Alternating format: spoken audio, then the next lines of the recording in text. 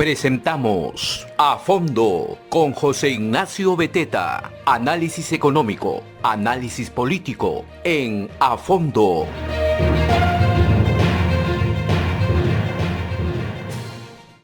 Hola, ¿cómo están? Muy buenos días. Esta es una nueva edición de A Fondo. Yo soy José Ignacio Beteta, a través de la red de comunicación regional. Hoy día nos ha tocado otro día más de espera, y no será el último, si es que el Jurado Nacional de Elecciones decide evaluar las solicitudes de nulidad que han presentado desde el partido Fuerza Popular. ¿Qué significa esto?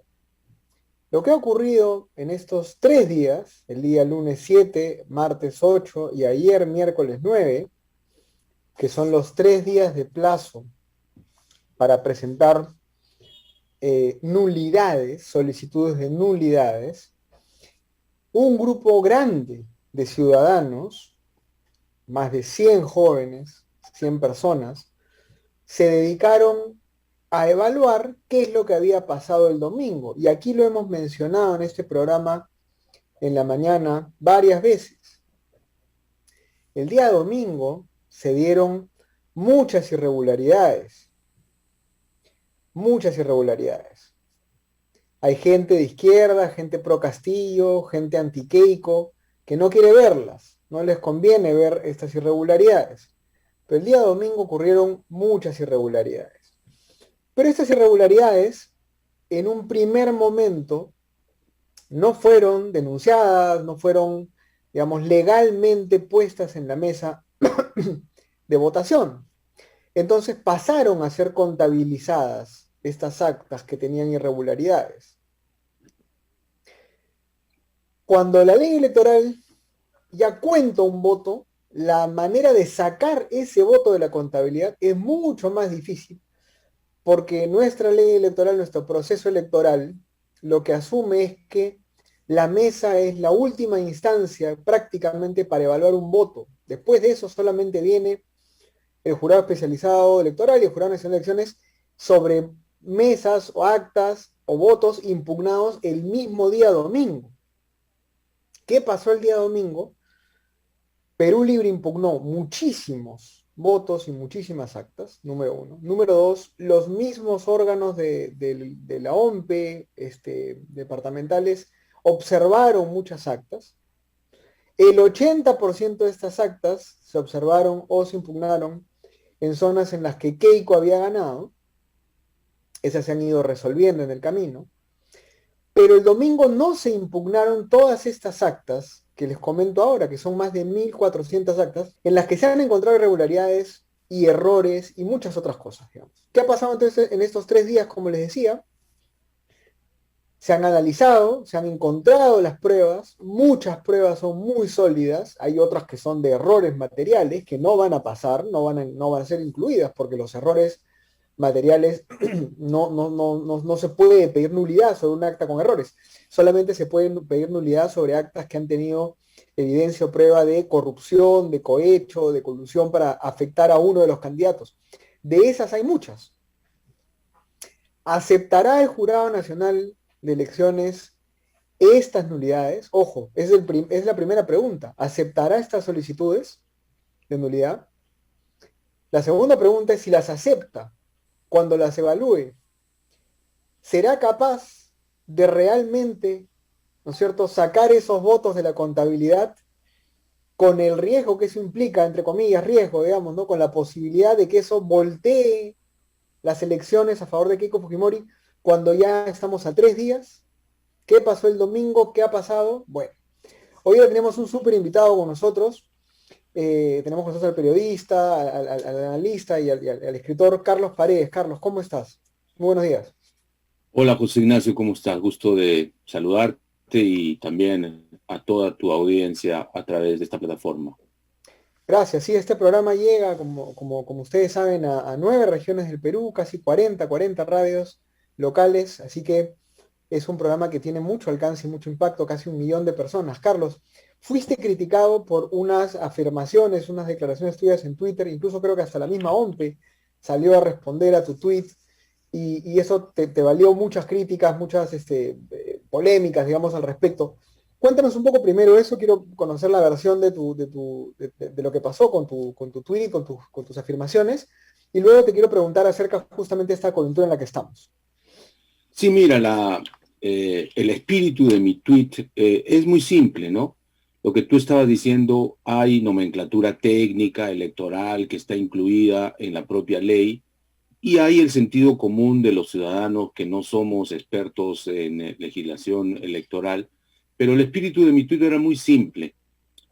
En ese momento habían 1.286 actas que, si bien estaban procesadas, no se habían ingresado a la contabilidad de la OMPE porque tenían algún tipo de observación en general, ¿no? Estaban impugnadas por una de las partes, o cuando los funcionarios de la OMPE las estaban procesando, encontraron error material, que eran ilegibles, ¿no? Que estaba incompleta la información, incluso que no tenían firmas, o hay hasta un rubro que se llama con más de un tipo de observación. Esas especificidades, por ejemplo, la propia ley electoral no las contempla. La ley electoral solo dice impugnadas, observadas y con pedido de nulidad. Entonces, el sentido de mi tuit era muy simple. Señores, hay alrededor en ese momento 1.286 actas que no están contadas todavía por este tema que yo genéricamente le llamé impugnación, porque se trata de ponerla, por decirlo menos, en el limbo electoral, porque ya no va a resolver la OMPE. Eso se va a ir a la justicia electoral. O sea, en primera instancia, a los jurados electorales especiales, y si uno de las partes quiere apelar, se va hasta el Jurado Nacional de Elecciones para que resuelva en segunda y última instancia esta litis, porque es en verdad ya justicia electoral, ¿no? Y la justicia electoral se resuelve de acuerdo a la ley de elecciones, incluso hay criterios muy específicos para analizar cada voto que se cuestiona, cada acta que se cuestiona. Ayer vimos una transmisión de un jurado electoral especial, el de Lima, me parece, y estaban deliberando 3 magistrados, ¿no? Una presidenta, otra miembro titular y un magistrado tercero. Cada uno daba su criterio técnico. Uno, me parece que el magistrado electoral siempre se refería de acuerdo a tal norma, no de acuerdo al numeral tal. Es decir, hay una legislación muy puntual para resolver esto. Entonces, ese fue el sentido de mi tuit. Estos votos todavía no han sido contabilizados. Mira, yo ahora mismo estoy abriendo la página de la OMPE y dice actas procesadas 99,998%. Actas contabilizadas 99,129%. Y al costado están todas las que tienen algún tipo de observación que van a ser resueltas, a pesar de que ayer ya se han resuelto algunas, ¿no? Votos impugnados, error material, etc. Ahora, una precisión adicional. Si bien es cierto, se han impugnado algunas cédulas de votación, ¿no? Las que se mostraban ayer, por ejemplo, eso se resuelve cédula por cédula, pero todo lo que contiene el acta queda en suspenso, no se contabiliza. Entonces, cuando algún analista dice, no, solamente estaban en juego 700 votos, eso no significa nada. Bueno, sí, habían 700 cédulas impugnadas, pero todo lo que contiene esas actas no se han contado todavía, ¿no? Claro. Porque precisamente faltaban procesar. Ese fue el sentido de mi tuit. Claro, hay mucha polarización de un lado y del otro, empiezan a criticar, algunos expertos, ¿no? Empiezan a agarrar el término jurídico. Yo no estoy hablando en términos jurídicos, estoy hablando en términos de sentido común simplemente. ¿Cuántas se han procesado y cuántas faltan de contarse? Punto, ¿no? Ahora, Carlos, ya hablando de la situación concreta, ¿no? Como mencionabas, y ahora tú también lo mencionas, digamos, en el tema de la ley, lo que se entiende ahora es, y ha salido ya Salas Arenas a decirlo, es la primera vez, esto es extraordinario, ¿no? Que un partido político luego del domingo, o sea, pasadas las elecciones, ¿no? Presente tantas solicitudes de nulidad, son 802. Si uno multiplica, así nomás, a ojo buen cubero, 800 actas por 200 votos, estás hablando de 160.000, 180.000 votos o más, casi 200.000 votos quizás, que están en juego.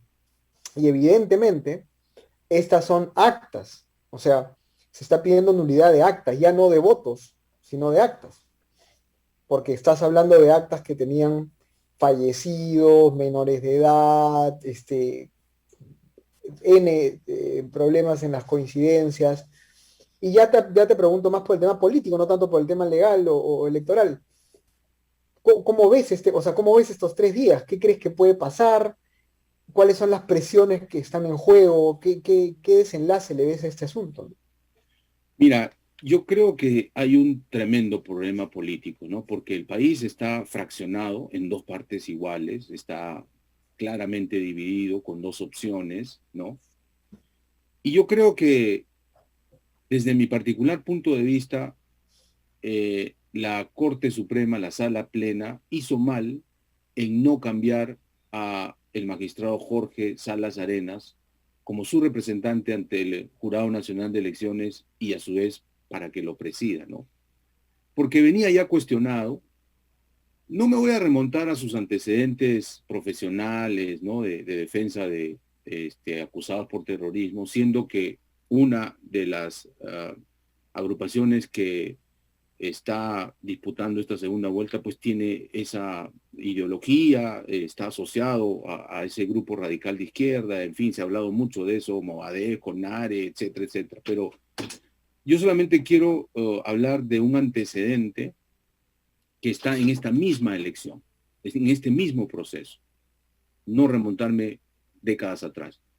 En este proceso, cuando se presentó una tacha contra el candidato Martín Vizcarra, que se postulaba al Congreso de la República, y la causal era muy simple.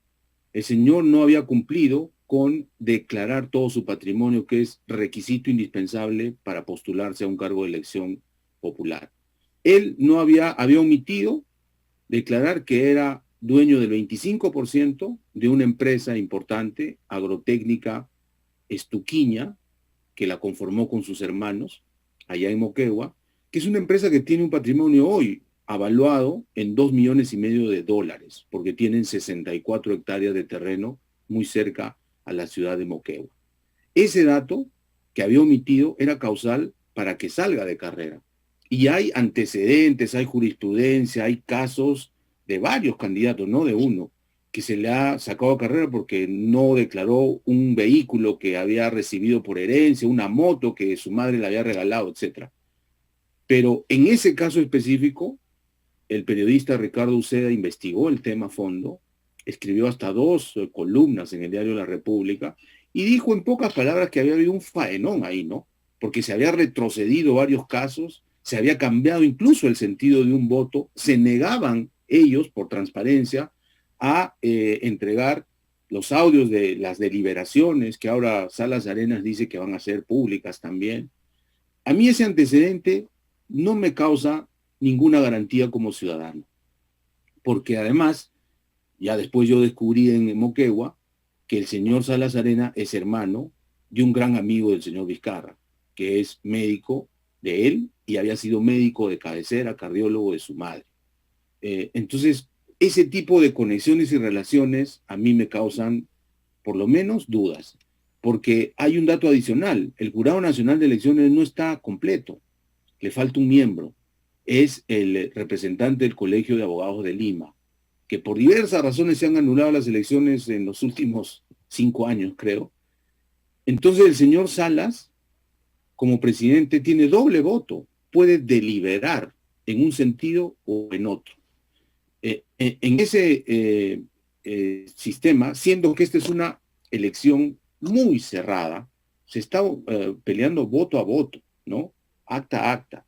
Y como tú dices, el sistema peruano, una vez que se cuentan las cédulas de votación, estas se traducen en un acta de mesa y las cédulas se eliminan. O sea, ya no hay cómo verificar cuál es el sentido, ¿no? Y yo sí creo que ha habido actos preparatorios, premeditados del Partido Perú Libre, porque lo estoy investigando bien en Junín, en Huancayo. Estoy en este momento en una investigación sobre el personaje de Vladimir Cerrón. Y no es que no tengan experiencia, como dicen algunos opinólogos, ¿no? El señor Cerrón ha participado en 3 elecciones regionales en Junín. 3. 2 ganó y 1 perdió.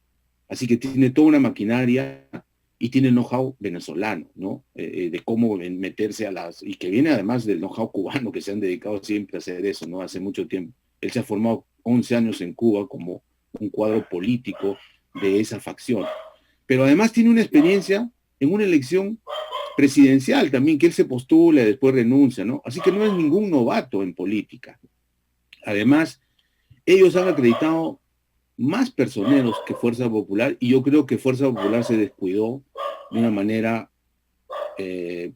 primariosa, que decirlo, ¿no? En una elección tan cerrada, teniendo los antecedentes de Perú Libre, porque ya lo ha dicho el congresista Combina, que ha postulado en unas elecciones compitiendo con Cerrón. Él sostiene que le robaron la elección, que hicieron trampa en varias mesas. Ha contado un escenario parecido al que estamos viviendo acá. Entonces yo sí creo que ha habido actos preparatorios, no de las autoridades electorales, no de la OMPE, pero sí de el partido Perú Libre para llegar, ponerse como miembros de mesa. Si no hay personero del partido rival, pues bueno, trato de tergiversar la voluntad popular, ¿no? Y en el caso de mesas, donde queda clarísimo que tenía mayor votación la candidata Fujimori, lo que ellos han hecho es tratar de impugnarlas, ¿no? Anularlas.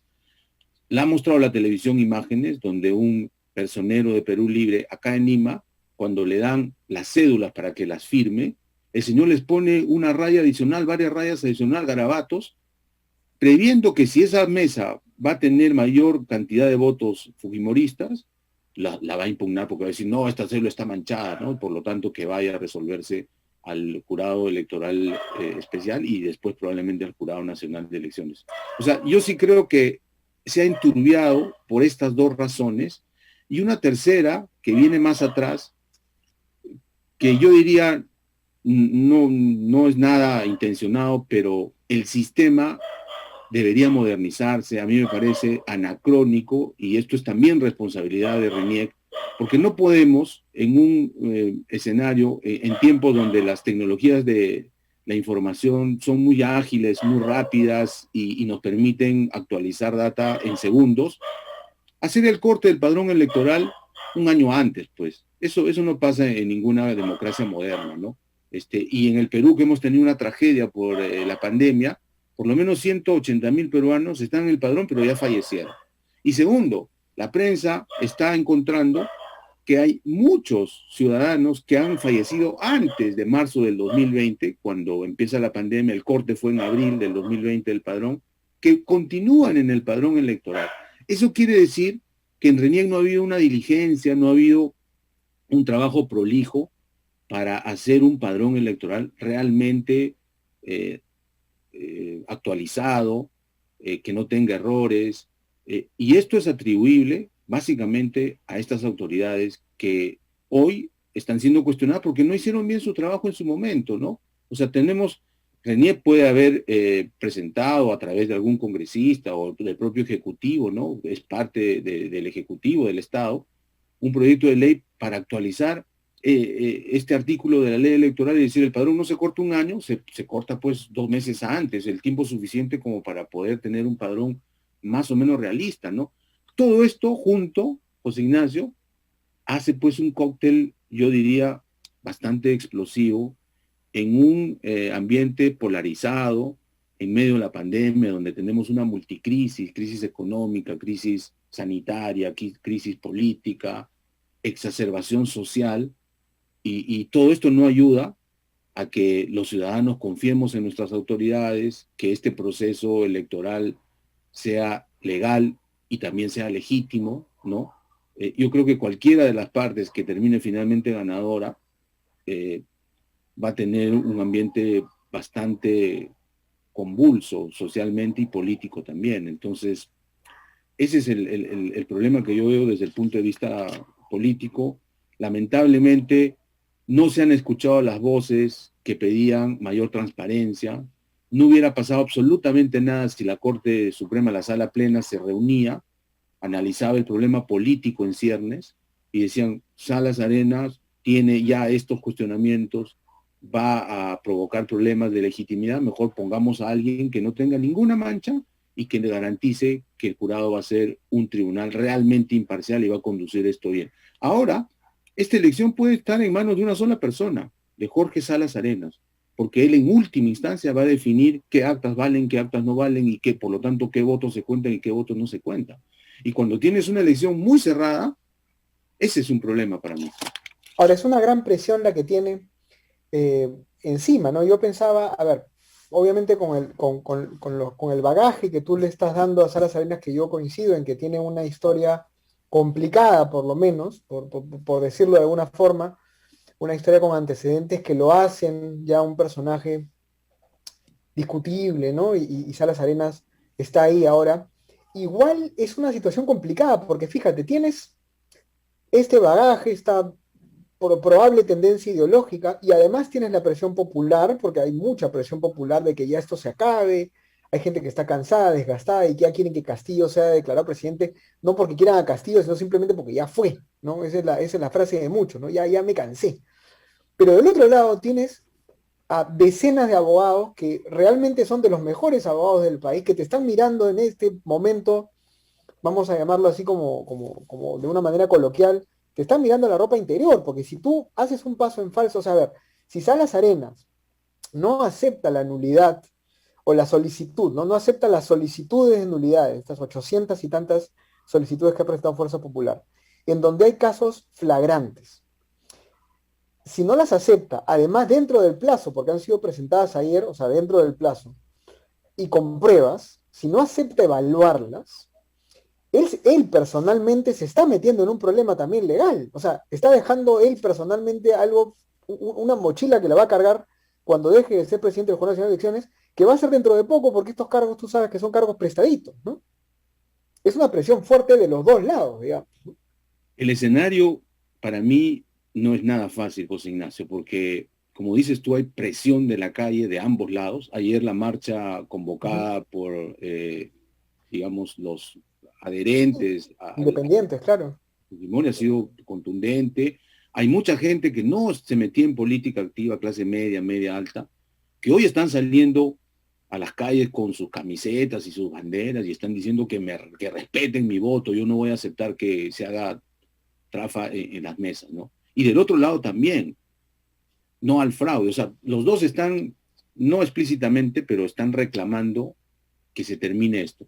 Ahora, lo que a mí me preocupa es que si se llega, como tiene que hacerse, a deliberar hasta el último acta, el último voto, y se saca un resultado, cualquiera sea este, imagínate que Fujimori voltee el partido por unos pocos miles de votos. ¿Qué va a pasar en la calle? O sea, el otro lado no va a aceptar tampoco, porque ya hubo un conteo rápido en la televisión, queda claro, porque ya hay mucha narrativa que se ha inoculado diciendo que ya esto se acabó, esto es 70.000 votos y es irreversible. Y por el otro lado, hay una defensa de las actas y de los votos diciendo, un momentito, yo voy a ir hasta el final porque quiero que se me diga cuál es la foto exacta. No voy a aceptar que se me imponga o que se hagan maniobras previas para tergiversar la voluntad popular. Entonces, y el gran responsable, insisto, es en buena cuenta la autoridad electoral que tampoco ha sabido legitimarse con acciones dudosas. Sin duda la de Vizcarra es muy dudosa y que ha permitido que ya se abra la puerta falsa y todo lo que venga después ya no tenga legitimidad. Y eso es terrible, porque hay mitad del país que ya no confía en el señor Salas Arenas. Los otros incluso tampoco están confiando porque dicen se dejan presionar, el poder quiere imponerse. O sea, un país bien fraccionado. Nunca había visto yo el nivel de polarización que estoy viendo estos días, incluso a nivel de familias, ¿no? Partidas en dos. Y ya nos hemos distraído del fondo del asunto, ¿no? Porque el fondo del asunto es que el Perú está en crisis, una crisis inédita, y que necesitamos estar juntos trabajar con una agenda nacional, casi un gobierno de unidad nacional muy plural, que estén los mejores gestores públicos al mando de los ministerios para salir adelante. O sea, tenemos una economía destrozada, miles de puestos de trabajo que se han perdido, tenemos todavía la pandemia como un mal muy fuerte para la salud y la vida de muchos peruanos. Y en medio de todo esto, esta crisis política que hace simplemente imposible que se pueda trabajar en gestión pública. Entonces, yo veo un panorama bastante malo, pero mira, ojalá. El Perú ha sido un país resiliente, hemos salido de un fenómeno terrorista muy criminal y nos hemos podido parar y caminar de nuevo. Espero que esto tenga el mejor camino de resolución. Ojalá que una vez que se mire de manera abierta, pública y transparente qué pasa con todo este tema electoral y se llegue a un resultado, sea cual fuere, yo creo que los demócratas estamos en la obligación de aceptar ese resultado y trabajar para que el siguiente gobierno tenga éxito, porque si no tiene éxito, todos no vamos a tener éxito, vamos a perder como país, ¿no? Pero es preciso pasar esta tormenta que lamentablemente se ha complicado más de lo que pensábamos, ¿no? De acuerdo.